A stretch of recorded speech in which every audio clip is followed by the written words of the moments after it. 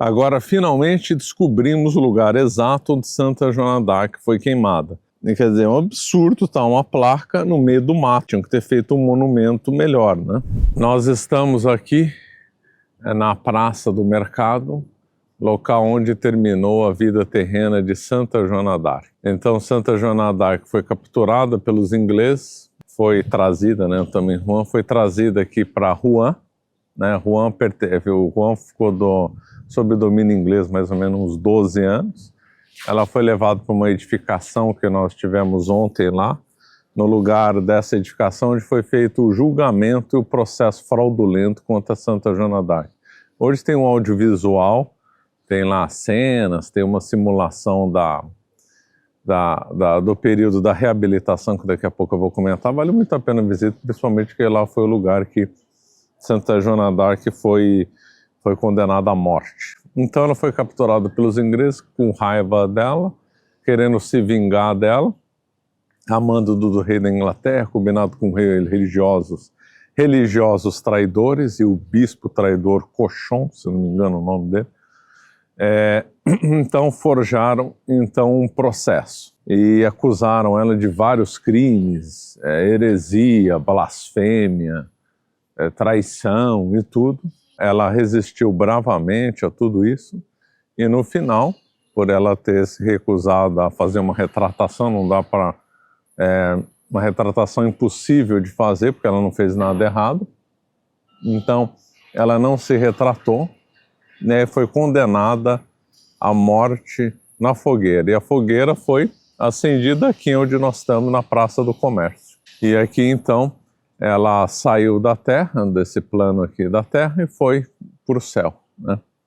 Então, se encerrou uma das vidas mais espetaculares que se tem notícia, que é a vida de Santa Joana d'Arc. Realmente a história dela é assim uma coisa inacreditável de bonita, né? Uma história única de uma donzela que sai lá dos confins da Lorena, em Dom Remy. Tem a ver, né, a Santa Margarida e Santa Catarina aparecem para ela, também o Santo Anjo Gabriel também aparece para ela, dizendo que ela tinha uma missão.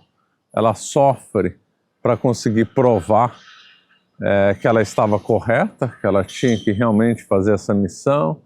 Vai ao encontro do rei, o rei duvida, mas aí como ela fala umas coisas que só o rei poderia saber, então aí o rei chega à conclusão de que ela realmente era enviada por Deus.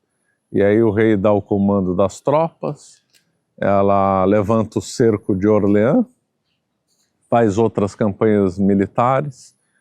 Há um desacordo dela com o rei Carlos VII em Paris, aí Paris não é conquistada, ela é capturada a caminho de outra cidade, que é Compiègne, né? Agora não esqueci o nome. E lá ela é capturada pelos ingleses e vai. Então ela salva a França, e ela fez a coroação do rei, né, em Reims.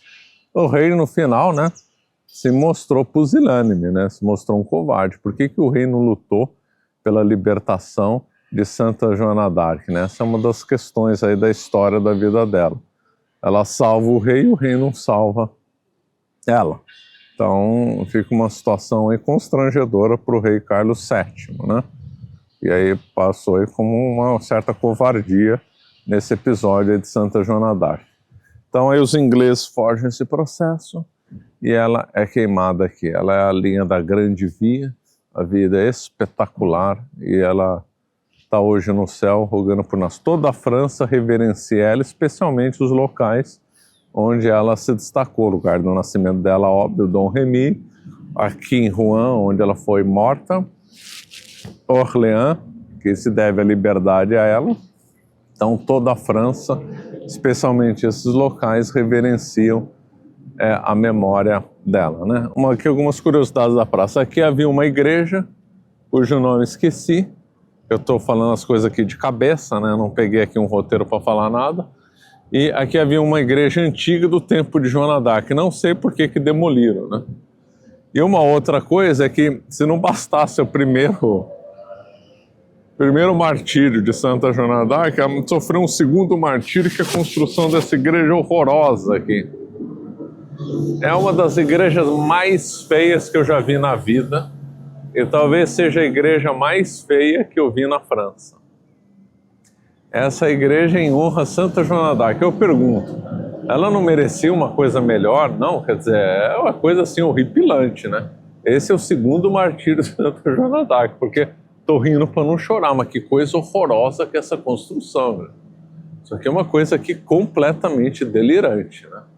Aí nós vemos o delírio e a irracionalidade do mundo moderno, né? Rouen é uma cidade muito bonita.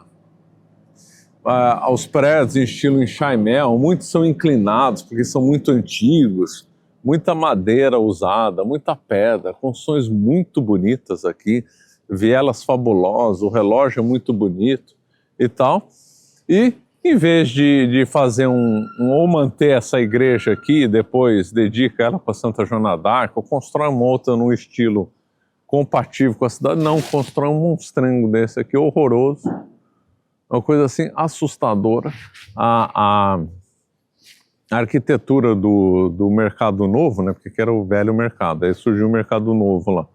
A arquitetura do Mercado Novo também é horripilante, né? Essa é uma coisa assim assustadora. É assim uma coisa assustadora. É assim uma coisa assustadora. Então, nós vemos aqui a contradição que todo mundo sofre. Brasil, Europa, vários lugares. Você vê um mundo antigo, construções belíssimas, proporcionais ao homem. Depois eu vou falar sobre a metafísica do urbanismo, né?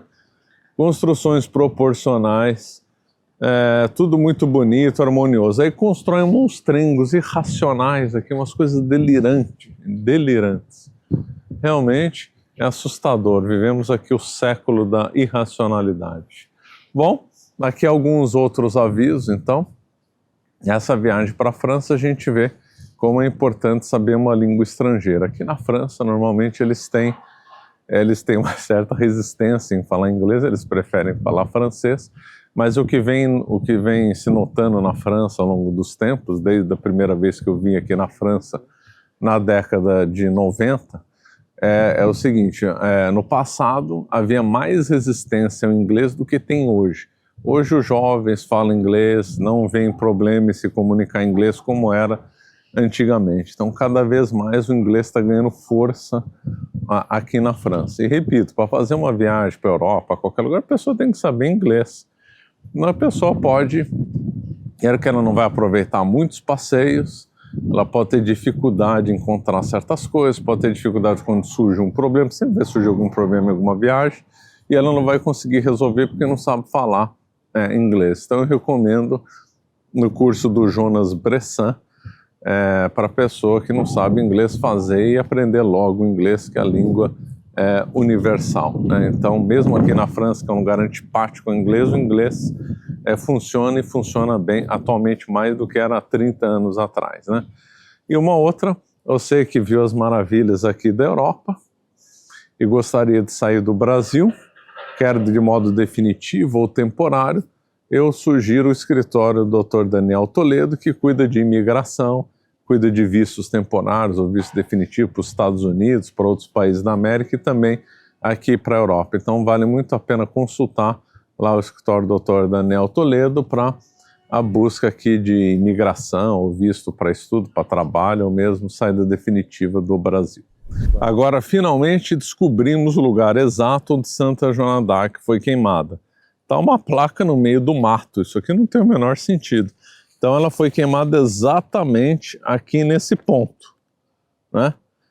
E, quer dizer, é um absurdo, tá uma placa no meio do mato, aqui nós tivemos que passar aqui no meio do mato.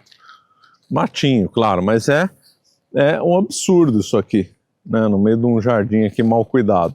É um absurdo só ter essa placa aqui, tinham que ter feito um monumento melhor, né? Então é só imaginando a cena, né? Aqui havia então várias pessoas vendo, né? Acende aqui, colocam ela amarrada em cima de madeira, acendem o fogo e aqui, exatamente aqui, a grande santa francesa é queimada. Impressionante mesmo. Foi queimada, aí, conforme diz a placa, no dia 30 de maio, né? Aí nós vemos aqui em 3 línguas, né? Francês, obviamente, inglês e alemão, né? Impressionante. Nós estamos aqui num monumento que diz que nesse lugar, no dia 7 de julho de 1456, Santa Joana d'Arc foi solenemente reabilitada. Por quê? Porque o que aconteceu? Depois da sua morte, houve um movimento de reabilitação, porque foi uma condenação injusta. Então foi feito todo um processo, ouviram inúmeras testemunhas, e aí chegaram ao veredito de que, de fato, ela era inocente, que as visões eram verdadeiras, e que, no fundo, ela era uma pessoa que foi enviada por Deus mesmo. Depois, com o tempo, ela foi beatificada, depois canonizada, e se tornou a padroeira da França. Mas a minha esposa notou uma coisa interessante. Tanto em Orleans como aqui, há poucas referências dela como santa. Os franceses atualmente se referem a ela como heroína, como se fosse qualquer herói ou que lutou pelo país e tal. Não se vê poucas menções dela como santa. Então a modernidade está entendendo ela, infelizmente, só como uma heroína e não como uma santa, dissociando ela de uma figura que tem impacto na religião. Inclusive é difícil achar terço com Santa Joana d'Arc, com medalhas de Santa Joana d'Arc, que minha esposa procurou e não achou. Então realmente é uma pena a França ter esquecido esse lado de santidade dela, né? É uma pena. Agora nós estamos aqui em Amiens, aqui na fachada oeste da catedral, uma catedral gigante, das maiores da França. Realmente é uma fachada muito bonita, né? Eu vou contar um pouco aqui da cidade, né? Amiens, no século XIII, foi uma cidade muito próspera por causa dos tecelões, de gente que trabalhava com tecido. Havia um forte comércio interno aqui na França medieval. O século XIII foi um século de grande riqueza e prosperidade para a França. Foi o apogeu, né? Com São Luís, São Tomás de Aquino em Paris, e um comércio muito desenvolvido em várias regiões e que inclui Amiens. Porque para construir uma catedral desse porte, precisa ter muito recurso financeiro, precisa ter apoio da nobreza, do clero, das pessoas simples. Então é uma obra que movimenta toda uma sociedade local, né? Toda uma cidade ou mesmo uma região. E são monumentos, conforme fica óbvio, são monumentos que são feitos para deixar para a posteridade. E são séculos de construção, né? A construção dessa catedral começou no começo do século XIII, quando a Amiens estava em franco desenvolvimento. Aqui depois a região entrou em decadência por causa da Guerra dos 100 Anos, e muito tempo depois aqui voltou a enriquecer por causa da Revolução Industrial que chegou na França. Mas depois sofreu um certo declínio quando se mudou a estrutura das indústrias e tal. As indústrias acabaram migrando para outros locais. Com tantas mudanças, Amiens não é uma cidade assim tão bonita quanto Rouen, né? Rouen é bem mais interessante. Mas de qualquer forma tem uma catedral que realmente impressiona pelo tamanho e pela nobreza. Agora, o que é mais impressionante ainda, do que o tamanho, do que a nobreza e do que a altura da nave central, é que lá está uma relíquia impressionante. Lá dentro dessa catedral está a cabeça de São João Batista.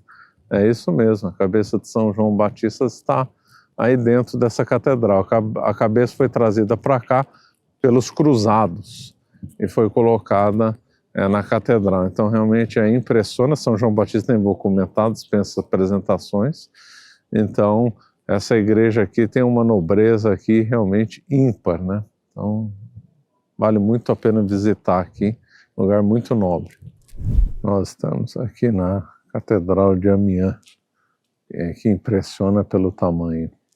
Ela é a segunda maior igreja em volume interno de toda a França. São mais de 200, por volta de 200 mil metros cúbicos, né? Impressiona. E aqui a altura da nave central, né? Eu acho que é a mais alta aí da França, é impressionante. Realmente aqui é uma catedral muito majestosa. Pena que está faltando muito vitral, né? Deve ter sido destruídos ao longo dos tempos, né? Deve não, foram destruídos ao longo dos tempos. Mas é uma igreja assim, magnífica, né? Pelo tamanho.